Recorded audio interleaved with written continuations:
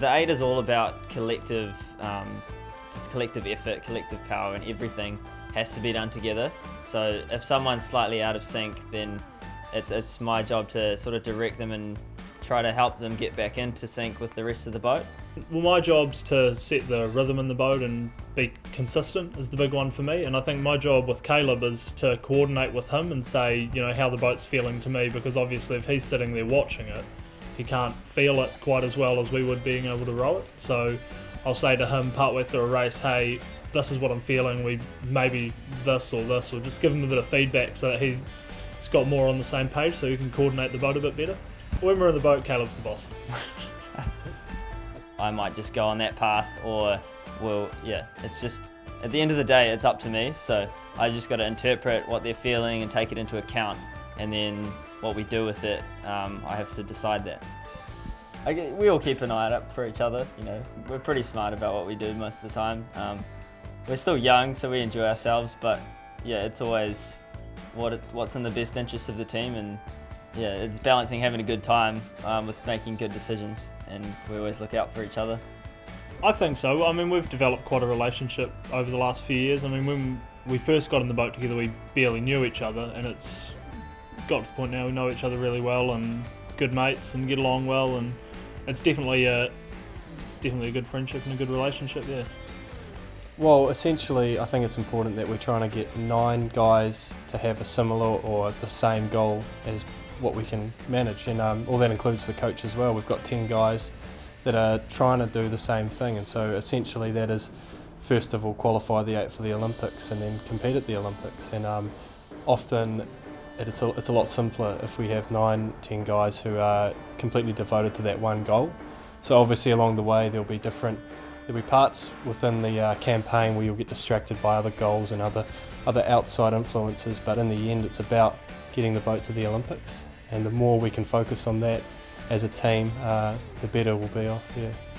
People ask me what's it like to be a cot sometimes, and I always think that if I'm going to give an analogy of what it is, it's a little bit like being a jockey. In a way, I look at the guys in my boat, I look down it, and they're like the thoroughbred horse.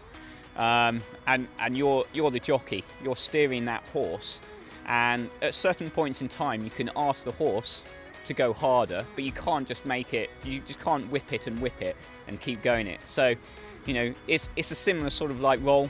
You go off. You need to go and motivate your horse. You need to steer your horse well, and they're your main 2 weapons. But you have to have that right balance between, working them hard and making sure, they're calm and they're relaxed. And so I think, if you're ever going to say what the best analogy is, it's probably a little bit like a racehorse. No one person is bigger than the boat, and we're in a team which is so competitive that everyone listens. And I think you're really lucky that there is never a case where you're, too experienced to actually learn something. Everyone is always wanting to learn every single day, and I think that's like the most important part. So be it Greg Searle, be it Alex Gregory, multiple world champion, Olympic champion. Alex, whatever you say, he will listen to, and he'll want to make himself better. So there's no real pressure on that in terms of that point of me saying, actually you need to do something better, because at the end of the day, everyone wants to improve, everyone wants to get better, and everyone wants to take that opportunity. So there are definitely superstitions. I have like a huge superstition that I always have to touch the strokeman's feet. It's a really one. So always, my last thing that I do before a race is always touch my strokeman's foot, whoever it is, whatever the guy, and then bang the boat. That's something I always have to do. I don't know why, it's something which has developed. It was my first ever international race. So this was like back in 2007 at the senior world champ, at a World Cup. And actually Great Britain ran 2.8s then. And I was sort of like the late call up as a reserve cops at that time. And I was quite young. I'd only done sort of like junior, under 23, never the senior team. And Jürgen called me up to the senior team and asked him to sort of like cots what was then like the Super 8. And so I had all his Olympic champions on board and everything like that. And me as a young kid, I was just like, whoa, how big are all these guys? And I remember being quite daunted.